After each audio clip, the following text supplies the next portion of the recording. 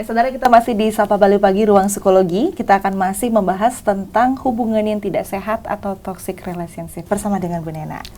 Iya, kita udah nggak kerasa nih ya, Bu Nena ya. Kita segmen 4. Kalau udah ngomongin yang seperti ini, biasanya alot pembicaraan ya.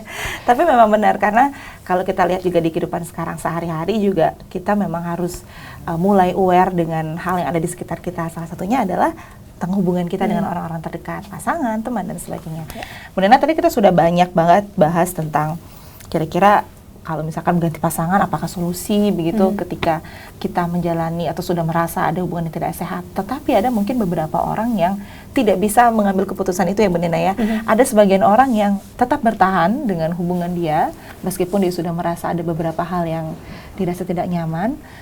Dia tetap bertahan, tidak mencari bantuan profesional. Mungkin ada memang seorang yang seperti itu. Sebenarnya kenapa sih ada orang yang berusaha untuk tetap bertahan tanpa meminta bantuan begitu? Ya, sampai habis. Sampai habis, sampai titik darah penghabisan. Ya. Gitu.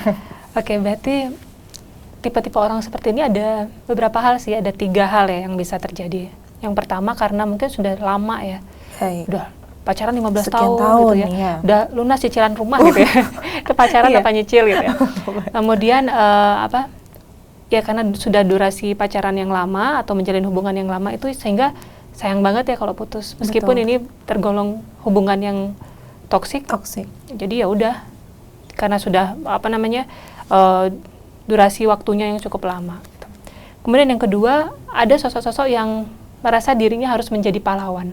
Baik. Jadi dia seperti bisa mengubah orang itu menjadi lebih baik. Kemudian dia merasa di posisi yang layak untuk disakiti dan bersedia menjadi samsak. Ya, silakan kamu marah sama aku, silakan kamu pukul aku. Ini tanda aku sayang sama kamu, itu cara yang salah sebenarnya. Karena nggak bikin seseorang itu menjadi lebih baik gitu. Jadi ada tipe-tipe pasangan yang berasa dirinya harus menjadi pahlawan bagi si pelaku toksik itu.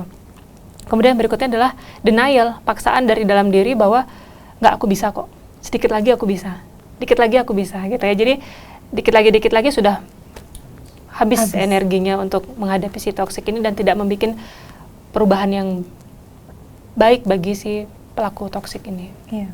Jadi sebenarnya kalau kita mendapati pasangan yang toksik kan, bukankah sudah kewajiban kita juga untuk mengingatkan bahwa ini nggak benar, ini nggak baik gitu. Baik, tadi juga sudah disebutkan sama Mbak Nena juga salah satunya adalah ketika kita merasa kita adalah pahlawan gitu ya, Bu Nena ya, yang bisa mengubah orang. Tetapi justru tadi Bu Nena juga sudah bilang kalau sebenarnya hal itu nggak baik, Bu Nena. Kenapa itu nggak baik? Apakah justru yang melakukan toksik ini akan semakin menjadi-jadi ketika dia memiliki pasangan yang merasa seperti pahlawan, atau aku bersedia menjadi samsakmu, atau seperti apa? Iya, kembali lagi ke pertanyaanmu, sampai kapan? Kalau memang kuat sampai akhir hayat, ya monggo. Tapi biasanya itu jarang terjadi sih. Ya. Jadi kalau misalnya nanti apalagi punya anak, apalagi nanti menikah, ya harus ada banyak problem lagi gitu. Apakah dengan menjadi pahlawan, menjadi samsak, atau menjadi pelampiasan si pelaku toksik ini adalah hal yang baik? Saya rasa enggak ya. Jadi kita bagaimana mengingatkan si pasangan ini supaya dia harus menjadi lebih baik lagi. Karena beberapa orang juga ada yang berpikir nanti dia akan sadar sendiri kok dengan kesalahan dia gitu. Berarti itu tidak selalu menjamin ya, Bu Nena ya? Iya, ketika kita terus bertahan gitu, mau menjadi tong sampah, berarti bukan menjadi jaminan kalau dia akan berubah begitu, Bu Nena? Iya, tapi jangan salah juga, ada beberapa orang yang memang merasa layak untuk disakiti. Ada beberapa perempuan memang dalam kasus-kasus kekerasan yang mereka menikmati sebenarnya penyiksaan itu. Tapi ini beberapa kasus aja. Jadi kayak macam merasa layak untuk dipukul, layak untuk dicaci maki. Itu ada, tapi itu kasus-kasus yang tertentu. Ada beberapa orang yang seperti itu. Kenapa dia kira-kira merasa itu dirinya perlu layak? di-assessment itu lagi ya. Itu tentu ada pemicu dari masalah psikisnya, itu perlu asesmen yang mendalam lagi. Mendalam oleh psikolog ya, Bu Nena ya. Oke, berarti memang ada beberapa orang-orang yang merasa seperti itu, demikian. Mungkin tanpa sadar juga kita yang ada, saudara yang ada di rumah juga pernah merasakan hal seperti itu. Aku bersedia karena tanda sayang gitu, aku bersedia menjadi tong sampahnya, menjadi samsaknya. Dengan ujuk-ujuk berpikir kalau suatu saat dia akan berubah. Dan kita lihat juga latar belakang pernikahan keluarga atau ayah ibunya gimana figurnya. Oke, berarti itu menjadi salah satu faktor juga. Salah satu benar? faktor juga. Dia menjadi korban atau menjadi pelaku juga ada psikodinamikanya seperti itu. Baik, berarti memang lingkungan keluarga ya, berarti kalau kita kembali ke awal kita juga berbicara tentang parenting, itu juga salah satu hal yang menjadi faktor bagaimana kita memperlakukan pasangan. Mungkin betul, gitu ya, benar. betul. Ya. Jadi memang makanya ada yang disebut dengan bibit bebek bobot itu ya. Jadi kita perlu lihat juga latar belakang keluarganya. Kalau memang ayahnya juga melakukan kekerasan kepada ibunya, yang nggak salah juga dia dari kecil ngelihat perlakuan-perlakuan dia kepada si perempuan kasar misalnya. Oke. Nah pertanyaannya kembali lagi, sampai kapan kita bertahan? Iya, sampai kapan akan kuat begitu menjadi samsa, menjadi tong sampah, karena tidak selalu itu akan pure begitu berubah tanpa dibicarakan ya, kalau berharap aja ya benar. Seseorang yang punya kecintaan kepada diri sendiri yang rendah biasanya mengikhlaskan dirinya menjadi korban.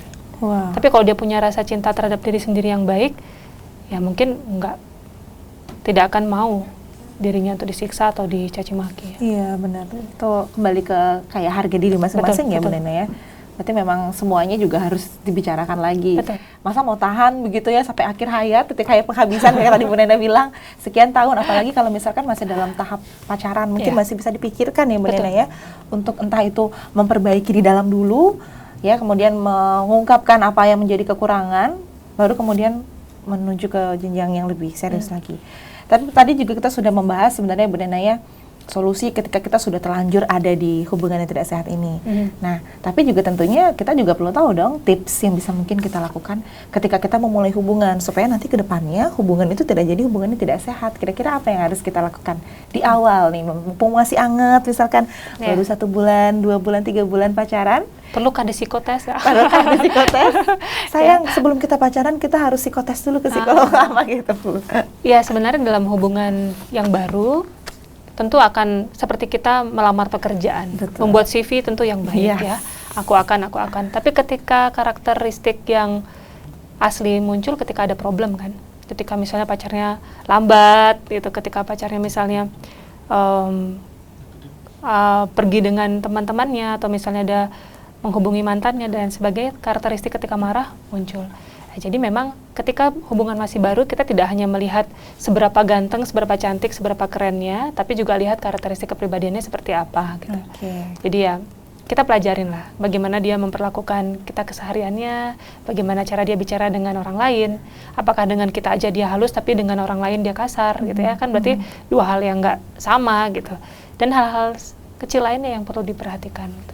Apakah dia ketika kita sakit dia punya andil untuk memperhatikan kita, atau dia cenderung cuek dan lain sebagainya, atau ketika belanja lebih banyak kita yang mengeluarkan gitu ya. Wow. Nah, itu ataukah dia hanya ingin diperhatikan tapi tidak mau memperhatikan dan lain sebagainya. Itu kan hal-hal yang akan muncul secara alami.